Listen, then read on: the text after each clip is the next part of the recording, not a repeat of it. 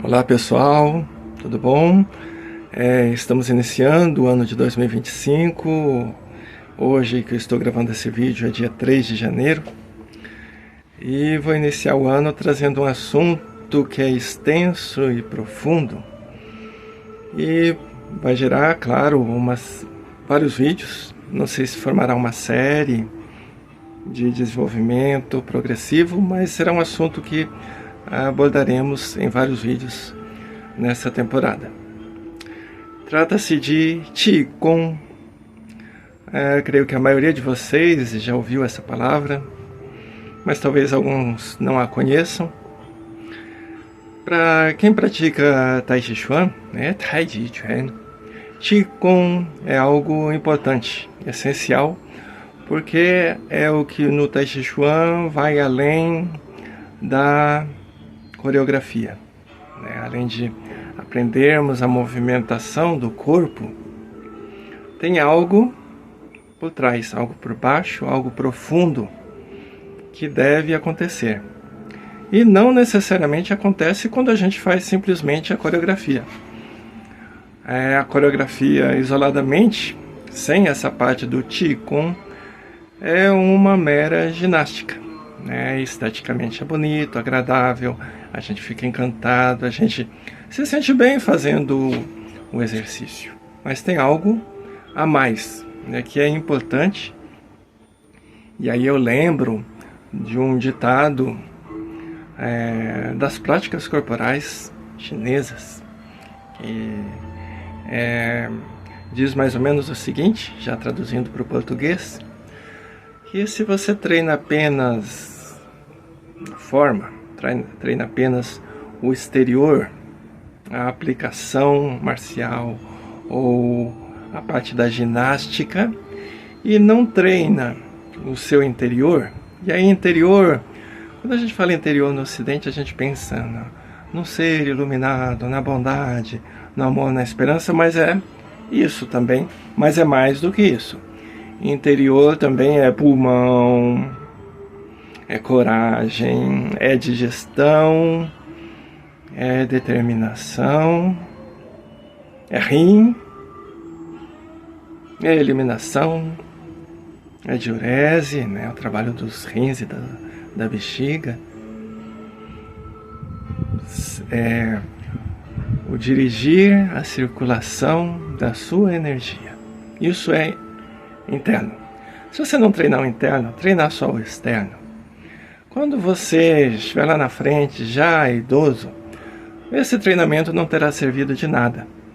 Então, treinamento que leva a gente a uma velhice saudável, e espero que todos sejamos um dia velhos e saudáveis, é o treinamento interno, o treinamento que leva em consideração a saúde do seu corpo e não o desempenho atlético ou acrobático seu.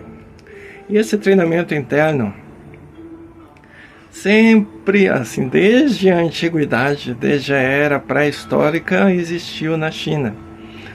E era transmitido oralmente antes da escrita, e depois, há uns 4.000 anos atrás, começou a ser registrado e transmitido também. De várias formas, ao longo da história, esse treinamento interno, que vamos chamar por esse nome por enquanto, foi denominado de várias maneiras e foi realizado de várias maneiras também. A palavra Qigong, e acho que convém começar pela palavra, é formada de dois conceitos. Qi é geralmente traduzido como energia, mas não deixa de ser matéria. No Ocidente, a gente fez uma cisão entre o que é energia e o que é matéria, entre o que é espiritual e o que é material, mas no pensamento chinês não há essa cisão entre pensamento e matéria, entre energia e matéria. Quando a gente fala de uma, necessariamente está falando da outra. Entre espiritual e material, quando a gente fala de um, necessariamente está falando do outro também. Qi é isso. Gong é treinamento, exercício. Então, por isso que por enquanto eu estou falando de treinamento interno. Ao longo da história, várias modalidades, várias abordagens, de acordo com o propósito. Então tem para você desenvolver a espiritualidade, os vários caminhos que existiam na China, budismo, taoísmo, confucionismo, cada um deles tinha um treinamento interno. Para você desenvolver a capacidade de lutar. Lutar, você precisa de força física, mas precisa de algo interno e profundo. Então existia um treinamento interno para lutar. Para estudar também. Para você tratar determinados problemas de saúde também. E aí cada problema tinha uma série de treinamentos internos. Como forma de você cultivar a longevidade. Um treinamento interno. Então existiam vários propósitos, e para cada propósito uma linha de treinamentos internos com nomes diferentes. Quando chegou a passagem do século XIX para o século XX, em que começou a chegar mais da visão ocidental lá na China, dos conhecimentos da ciência ocidental, de toda a riqueza também que tinha sido produzida no Ocidente e que a China até então desconhecia. Então a China, os intelectuais e todo o pessoal pensante na China percebeu que era necessário uma atualização dos termos e conceitos. Então um conjunto de treinamentos internos passou a ser denominado Qigong, algo que já existia, com nomes diferentes, foi agrupado dentro desse guarda-chuva chamado Qigong. Então, na literatura, quando a gente vai atrás de textos, esse termo Qigong aparece do século XIX para o século XX, mas essas práticas já existiam há milênios. Muito bem. Chegamos então a esse termo que a gente usa hoje em dia, Qigong. O que é necessário? Eu digo que são 5 coisas. É preciso um propósito, e a gente pode chamar esse propósito de aspiração. Merece uma conversa bem longa e profunda sobre propósito. A segunda coisa, o segundo fator necessário é a motivação. Em seguida, a esses 2 itens que eu considero importantes, necessários, essenciais, vem 3 pilares, que esses são mais de conhecimento e abordagem geral, que são a mente ou intenção, o corpo e a respiração. Vamos tratar desses 3 pilares. Quanto à motivação e o propósito, na minha abordagem, eu considero que são itens essenciais, por isso que eu trato como 5 e não como 3. Mas esses 2, propósito e motivação, eu creio que são bastante individuais e que necessitam de uma aproximação mestre-discípulo e um contato direto e individualizado para determinar motivação e propósito. Vamos passar então agora para os 3 pilares: intenção ou mente, corpo e respiração. Começando com o corpo, que é o mais visível. O corpo significa ou posição ou movimento. Em que posição você vai realizar esse Qigong? Cada Qigong vai ter a sua orientação. Pode ser deitado, pode ser sentado, pode ser em pé. Pode ser estático, parado, melhor dizendo. Pode ser dinâmico ou com movimento. E aí a gente entra no segundo aspecto, movimento. Se for sem movimento parado, então é a posição que determina esse pilar corpo. Se for com movimento, é o movimento a partir da posição que vai determinar esse pilar corpo. E aí cada Qigong vai ter o seu movimento também. Isso tudo é com respeito ao corpo. Com respeito à mente ou intenção, também vão ter vários focos. Trabalhar a mente ou a intenção é trabalhar o foco mental. Sua mente não pode estar dispersa ou com o foco errado. Então é impossível fazer Qigong pensando na programação da semana, no que eu tenho que fazer, nas contas que eu tenho que pagar, nas reuniões em que eu vou participar, nos trabalhos que eu tenho que realizar. A sua mente tem que estar num determinado foco. E aí depende de Qigong para Qigong. Estático ou parado, com movimento. Vários tipos de Qigong. Qual que é o foco mental? Isso é a mente ou intenção. E intenção, tem muitas vezes esse nome, é a tradução para I. I é um conceito chinês. O caractere, a gente pode dividir ele em duas partes. Uma significando voz, fala, que é formada por uma boquinha e algo que sai da boca, ou seja, é a voz, a palavra. E um outro componente desse mesmo caractere que é mente. Então quando eu falo mente ou intenção no Qigong, é aquela fala da mente, a mente produzindo algo, dirigindo algo.